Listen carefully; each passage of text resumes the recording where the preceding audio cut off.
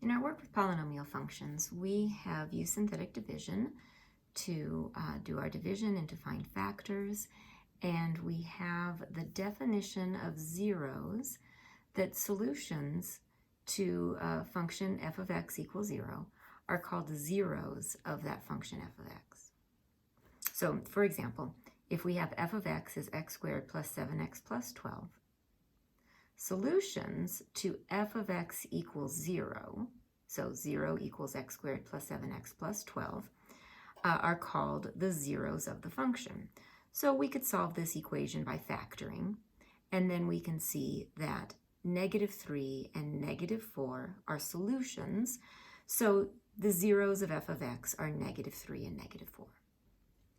So we should notice that there is definitely a connection between the zeros of the function and factors of the function. So let's see what we can work here. Some of our work is just going to be to decide if a binomial is a factor of a given function. So if we're asked, is x minus 3 a factor of this f of x, we're going to use synthetic division, right? We're looking to see if the remainder is 0, then yes, it is a factor, or not. So if we're dividing by x minus 3, we have to remember this is our x minus k form. So in this case, k is 3. And I've set up our synthetic division. And then we can divide. So we have 3 times 1 is 3, and we add. 3 times -2 is -6, and we add. And 3 times 10 is 30, and we add. Now we were told, or no, sorry, here we're trying to find if it's a factor, that we got a remainder 0, says yes, x minus 3 is a factor of this f of x. So yes, x minus 3 is a factor. If I wanted to write the other factor that we discovered, we now know that f of x is equal to x minus 3, that quantity, times x squared minus 2x plus 10. Okay? Make sure you put this original x minus 3 in parentheses to show that entire expression is multiplying the x squared minus 2x plus 10. Okay, so that's just a basic application of our synthetic division. So I'd like you to go ahead and try a couple examples. All right, so we've got 2 binomials given, 2 separate problems here. Looking to see if x plus 1 is a factor of this function, and then separately, is x minus 2 a factor of this function? So go ahead and pause and do this work, and then we'll check.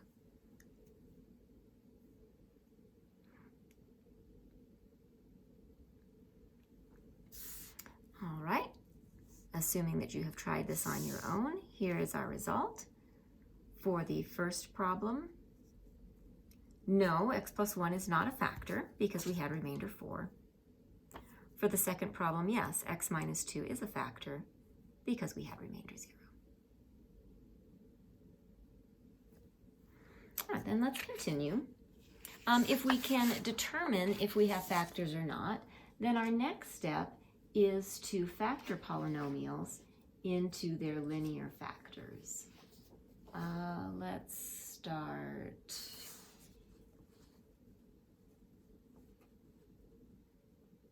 Let's start here. So now we're asked to factor f of x equals 4x cubed plus 13x squared minus 192x plus 135 into linear factors, given k equals 5 is a 0 of this function. So we're given that k equals 5 is a 0. We could also say right away, then x minus 5 is a factor. So we actually have one factor from the beginning. We'll do synthetic division to continue our problem. So I've set up our synthetic division here, bringing out the coefficients of my original function. We were given that k was 5, so you can see the synthetic division here. We should definitely expect to get a remainder 0 because it was told that k equals 5 is a 0. So now, in addition to knowing that x minus 5 is a factor, I also have the coefficients here of the other factor. So f of x equals x minus 5 times 4x squared plus 33x minus 27.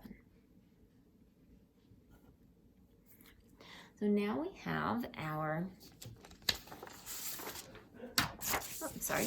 now we have our, we have two factors, and notice that the second factor is quadratic. Right? Whenever we reach a quadratic factor, then we want to look to our methods for factoring here. I would look to see, is there a common factor? And no, there's not. Then, because we have a leading coefficient of 4, you certainly could use the trial and error method, right, where we just try to find the two binomials that multiply to this. I'm going to suggest that in this case, with the leading coefficient of 4, that we use the grouping method. So to use the grouping method to factor 4x squared plus 33x minus 27, we are going to multiply the a times the c. So a times c here, that's 4 times negative 27. Whoops, sorry. And that is going to give us 4 times negative, let's just make that bigger, negative 27. That gives us 108. Now this becomes the value we work with to find factors that add to be positive 33. Okay. Now the fact that, whoops, this is negative 108 means one of our factors is positive and one of our factors is negative. So let's start our list. Certainly we could use 1 times 108. That's not going to help us get to 33. We can use 2 times 54. Adding or subtracting, that is not going to help us. We can use 3 times 36. Okay, this looks promising. For 3 times 36, if we use negative 3 and positive 36, that product is negative 108. That sum is our positive 33. So then our next step is to rewrite this middle term using these two values we have found. So we have 4x squared minus 3x plus 36x minus 27. Now we are going to do some factoring by grouping here. So visually, I want to just look at the first two terms, and they have a common factor of x. So I'm going to factor that out. Then we're going to look at our next two terms, and they have a common factor of 9. 9 times 4 is 36, 9 times 3 is 27. So we're going to factor out positive 9 here. Okay, and at this step, we're validated because our binomials match. So our factors are 4x minus 3 and x plus 9. Right? Now, this method is not always necessary. I did it because our leading coefficient was not 1. But now we have all of our linear factors for f of x. So the linear factors are f of x equals x minus 5 times 4x minus 3 times x plus 9.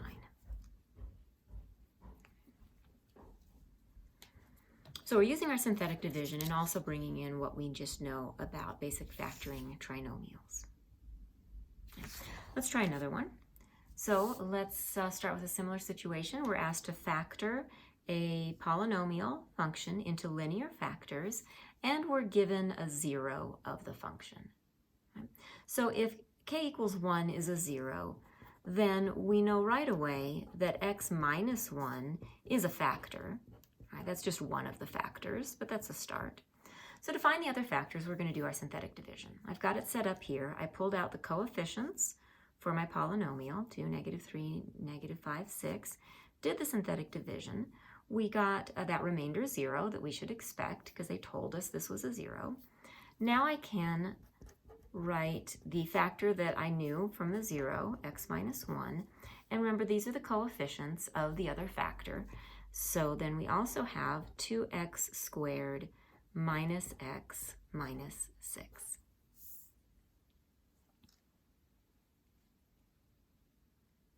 Now this is not a linear factor because we have an x squared term, right? Linear factors have only x to the first degree. So I have been asked to go to linear factors. I have to continue here. This is, since the numbers are smaller, you may be comfortable just doing trial and error. We could do the grouping method again. So we could use a times c, that's 2 times -6, which is -12. Our factors of 12 are 1 times 12, 2 times 6, and 3 times 4. And I'm using these factors to try to find a combination that will give me this -1x. Okay. Again, our signs need to be different. So I'm going to use +3 and -4. So I'm going to take that 2x squared minus x and rewrite it as 2x squared plus 3x minus 4x minus 6. And again, let's do our factoring by grouping. And we have an x common in the first set. Now in the back here, notice that we start with a -4x. So we're going to factor out negative whatever is common here. It's going to be a -2. And that gives us 2x plus 3. Great. They match. We are on the right track. Our factors are 2x plus 3 and x minus 2.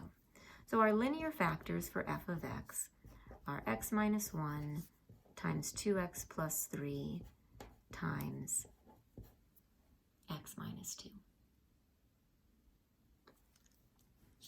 All right, now let's give you a chance to practice one of these.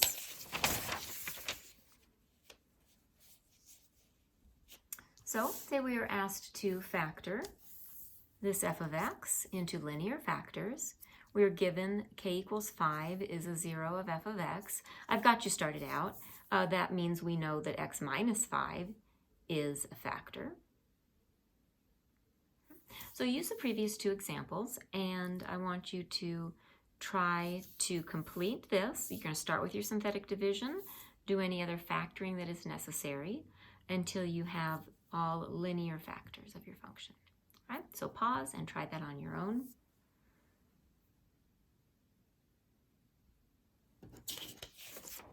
All right, so after you've given this a try on your own, here is our solution. You might have, again, used that factoring by grouping method.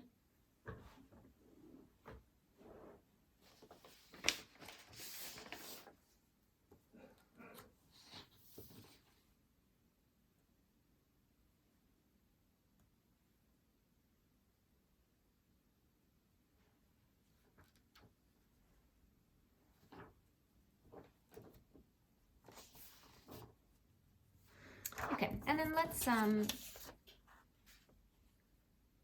working with this idea that we can get to our factors, it can also help us find zeros of our function. So we were told that 5 was a 0. Once we went through this process and we reached these factors, we could find all of the zeros of this function, right? Because it's just setting each of these equal to 0 would give us all of those values that solve 0 equals this expression.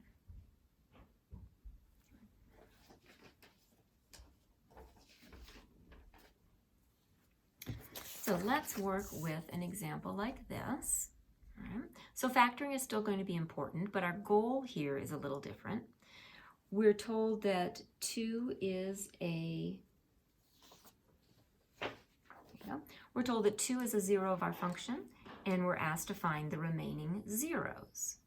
So here's our function, and if 2 is a 0, then we'll go ahead and we'll do our synthetic division with that known 0. And you see, yes, we're confirming that we have a remainder 0, and these are giving us our coefficients for our other factor.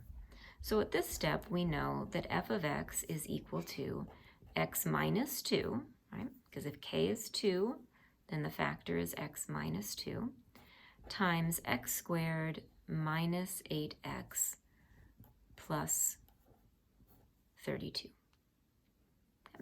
Now, at this point, to find these zeros, we need to solve 0 equals x minus 2 times x squared minus 8x plus 32. Right? Back to our definition, zeros of a function are solutions to f of x equals 0. Now certainly right here, it's kind of redundant, we can reach the fact that x equals 2 is a 0. We were given that. But now we're going to take this other factor and also see if we can find the zeros that come from this, right? Because if this factor is equal to 0, that's going to give us more solutions. So we have a quadratic equation here. Let's see what we can do to solve this. We could check to see if we can factor. So if I'm just going for the trial and error method, which would be appropriate because we have 1x squared, then my factors of 32 are 1 times 32 and 2 times 16. 3 does not go into 32. 4 times 8 is 32. 5 does not go into 32, nor 6, nor 7. All right, these are all our factors of 32. I'd be looking for a pair that adds to negative 6. Okay, that is not going to factor. So we can then move on. We have other methods for solving quadratic equations. Certainly factoring is going to be the fastest. If that doesn't work, then I think we'll go right to the quadratic formula.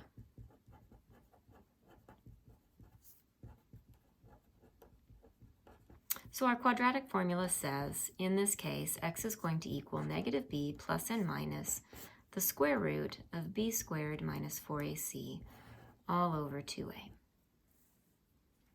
So we have x equals negative 6 plus and minus square root negative 6 squared minus 4 times our a value times our c value over 2 times a, which means x is 6 plus and minus. Okay, we're going to grab our calculator. The inside of the square root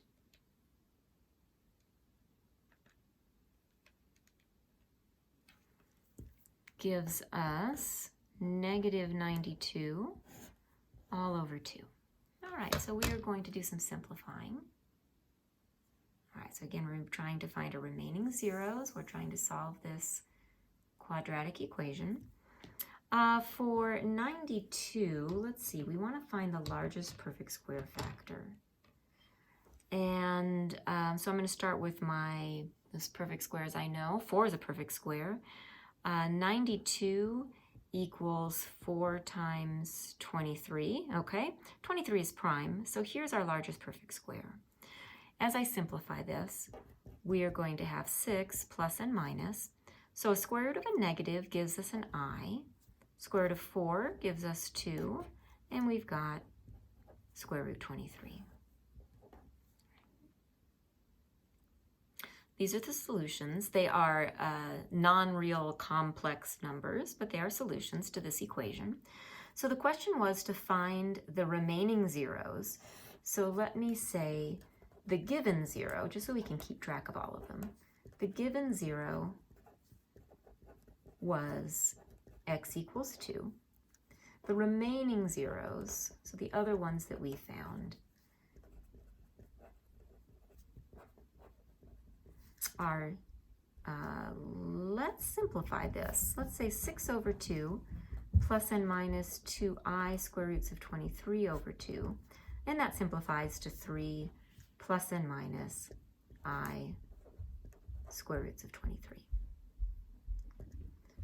So altogether we had 3 zeros. 1 real 0, rational 0 actually, x is 2, and 2 non-real complex zeros.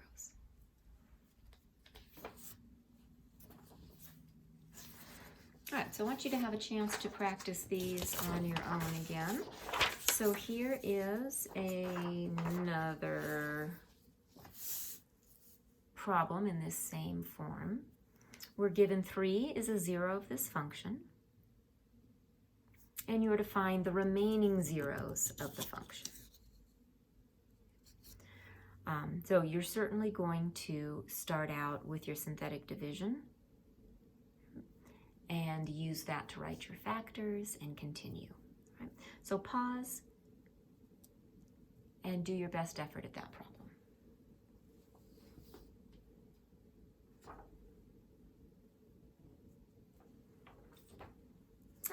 here is our full solution.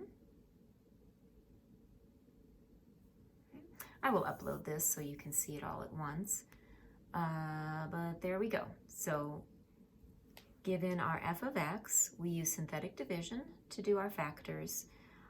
Then we had to solve x squared minus 2x plus 10 is 0. This doesn't factor, so the quadratic formula was used to find our zeros. All right, and here's another example. You can continue practicing with your synthetic division and your factoring.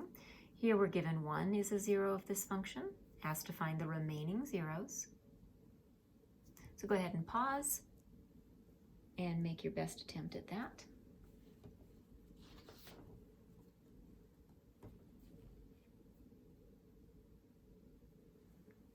All right, so we have, we'll certainly start with our synthetic division as we've done before. And that led us to the factors x minus 1 and x squared minus 2x minus 15. Right? So the zeros are solutions to this equals 0. We certainly have the one we started with, and then we want to solve this quadratic equation. And this time that does factor. We can just use -5 and +3 in those binomials. So there are all of the zeros for that function.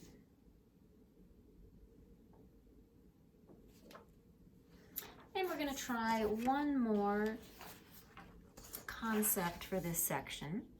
So far, every time I've asked you to factor or find the zeros, you've been given a factor or a 0 to start with.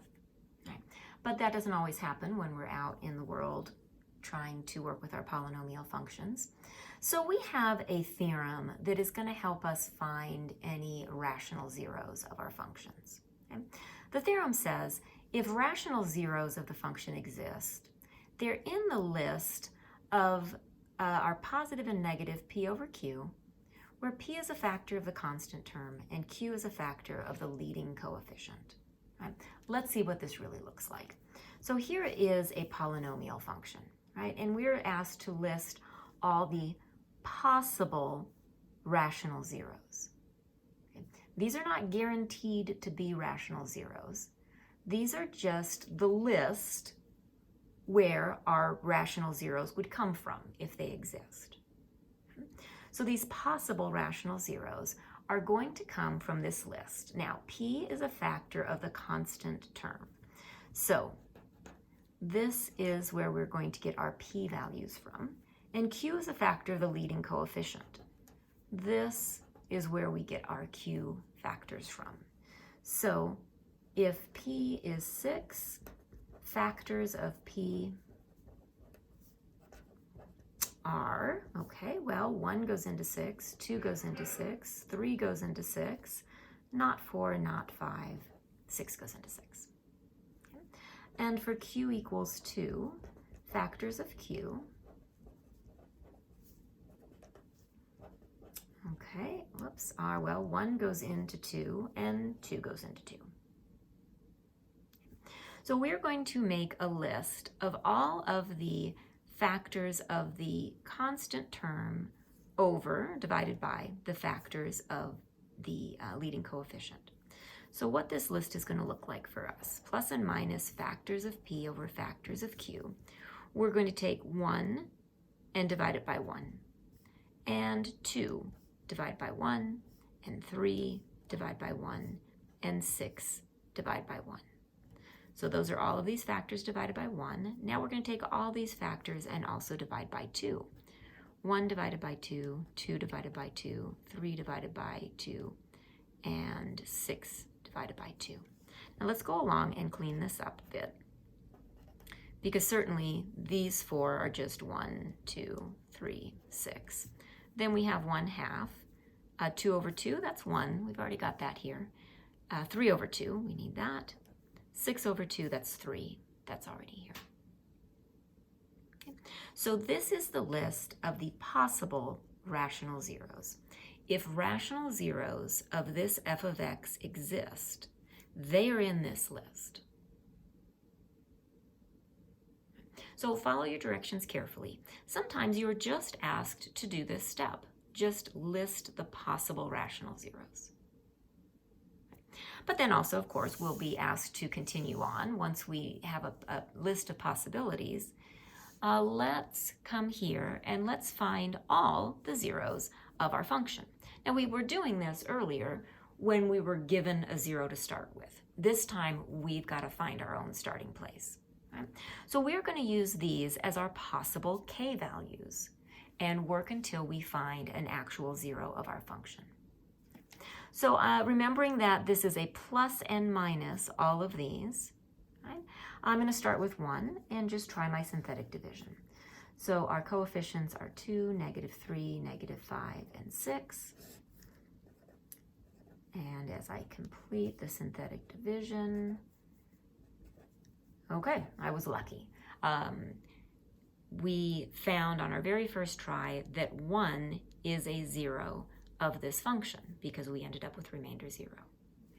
Now, along the way, we're going to use factoring to help us. If 1 is a 0, x minus 1 is a factor, and this gives us our other factors, 2x squared minus x minus 6.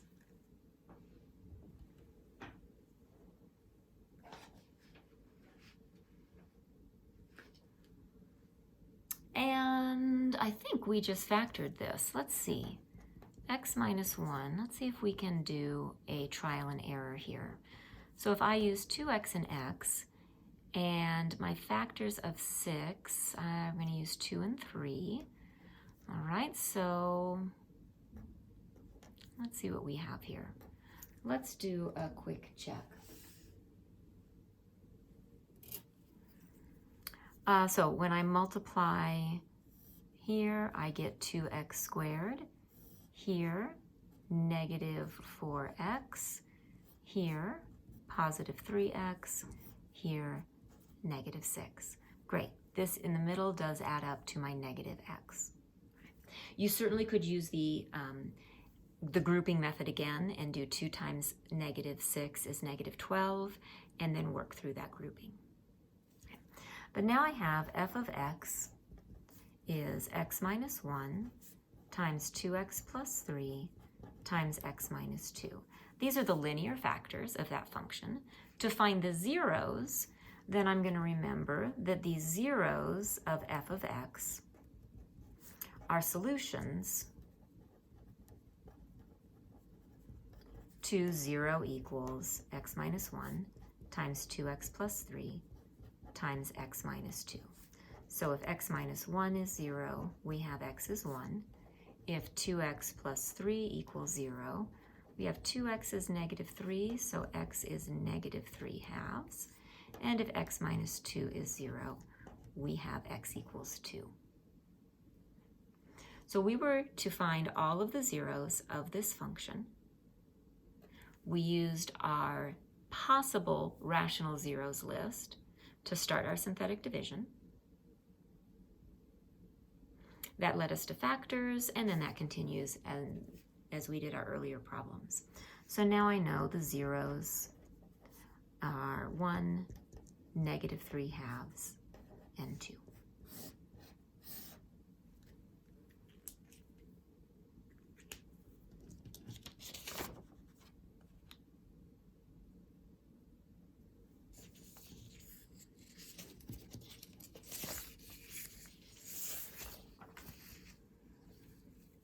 All right, we've got one more that you can practice on your own. So I put the 2 steps together here. First, you're asked to list all the possible rational zeros. You could consider that step A, right? That's going to be your plus and minus P over Q list, right? Your P value is 21, so you're going to have factors of 21 over your Q value is 1 over factors of 1. Once you have that list, then you're going to start your synthetic division and you're going to work through finding all of the zeros of your function. Okay, so go ahead and pause.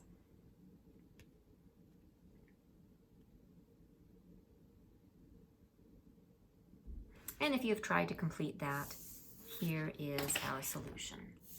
You see our P over Q list, which gives us our possible rational zeros.